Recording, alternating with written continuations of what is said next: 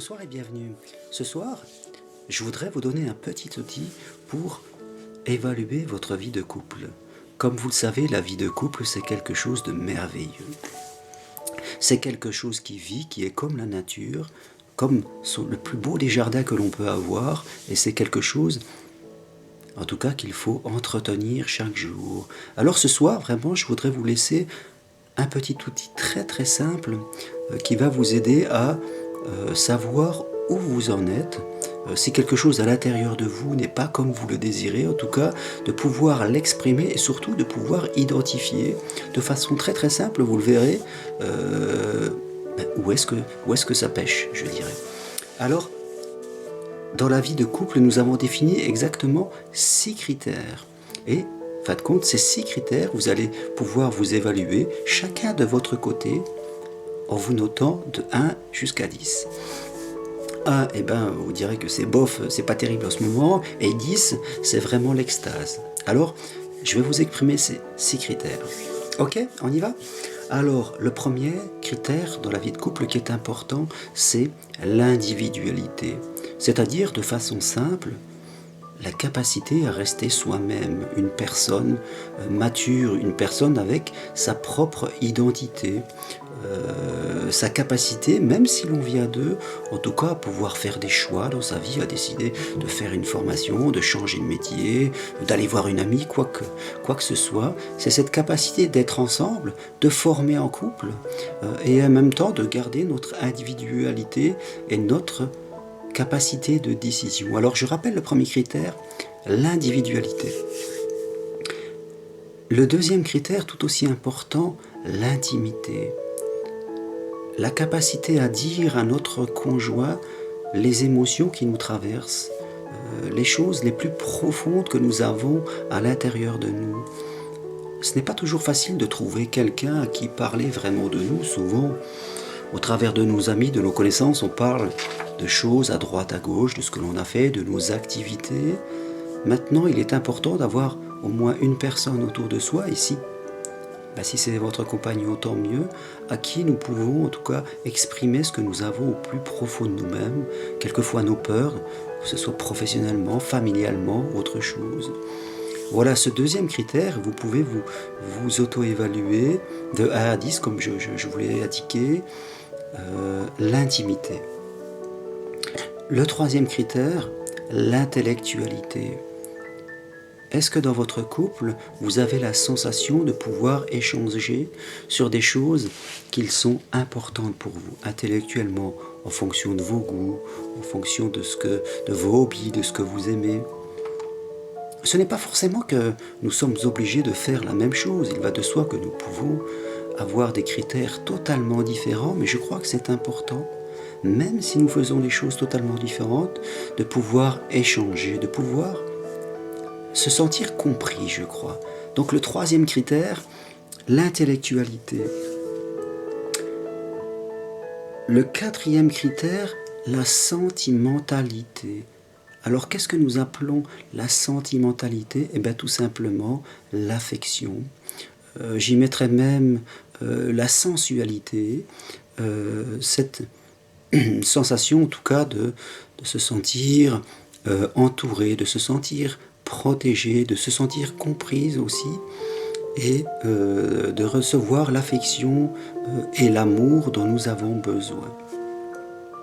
Je crois que c'est important dans des couples, et nous voyons tous autour de nous, et quelquefois des couples, des gens qui vivent ensemble, nous avons la sensation que, fin de compte, il n'y a plus ce lien affectif, il n'y a plus cette attention. Donc voilà ce quatrième critère, la sentimentalité, comme je le disais. Le cinquième critère, le jeu, et la créativité. Je crois que c'est aussi un critère très important. Est-ce que dans mon vie de couple, je m'amuse? Est-ce que nous sommes créatifs? Que ce soit dans le milieu professionnel ou nous-mêmes. Est-ce que nous faisons des choses qui nous plaisent à tous les deux? Nous voyageons, nous faisons du sport, nous faisons de la danse. Est-ce que nous arrivons à sortir un petit peu de la vie sérieuse, si vous voyez ce que je veux dire, la vie, le devoir, les charges à payer, les factures, les enfants à éduquer, à suivre, toutes nos responsabilités. Voilà. Est-ce qu'on arrive un peu à sortir de tout cela et avoir un peu de jeu, avoir un peu de créativité ensemble, retrouver en tout cas notre côté un petit peu amant, ce qui a fait que l'on s'est aimé puis que l'on est ensemble. Donc voilà, le 5e critère, le jeu et la créativité. Voilà. Ce sont 2 critères qui vont ensemble. Le 6e et dernier critère, eh bien, la sexualité, un critère aussi important. Nous ne vivons pas tous la même sexualité. Chacun peut, en tout cas, avoir des désirs, avoir des fantasmes, avoir un certain besoin. Et il est important, en tout cas, de pouvoir exprimer ses désirs, ses peurs aussi quelquefois, ces blocages que l'on peut avoir, se sentir compris, aidé en tout cas dans sa sexualité, pouvoir la partager, en parler et vivre quelque chose vraiment, en fonction des goûts de chacun, quelque chose vraiment de super, de merveilleux. Alors je vous rappelle le principe, je vais vous rappeler ces 6 critères et simplement, vous avez qu'à les noter sur une feuille. Allez, chacun quelques minutes de votre côté, vous évaluez dans votre coin de 1 à 10, comme je le disais, 1, c'est moyen pour moi, et 10, je suis vraiment aux anges. Voilà, les 6 critères, et après, vous échangez vos feuilles, vous en discutez calmement. S'il y a un point où l'un des deux a envie d'exprimer quelque chose, on l'exprime de façon tout à fait simple, posée, et aimante. Alors je vous rappelle les 6 critères. Le premier, l'individualité, capacité à être moi, à rester moi une personne entière. Le deuxième, l'intimité, capacité à pouvoir exprimer ce que j'ai sur le corps. Le troisième, l'intellectualité, la sensation de progresser intellectuellement ensemble, de parler de mes hobbies, de ce que j'aime. Le 5e critère, je crois que c'est ça, oui.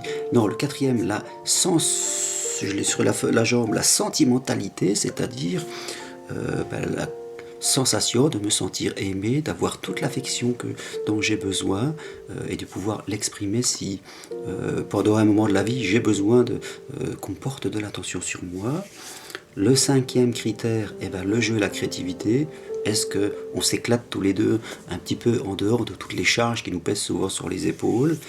Et le 6e, la sexualité. Est-ce que je peux avoir la sexualité que je désire?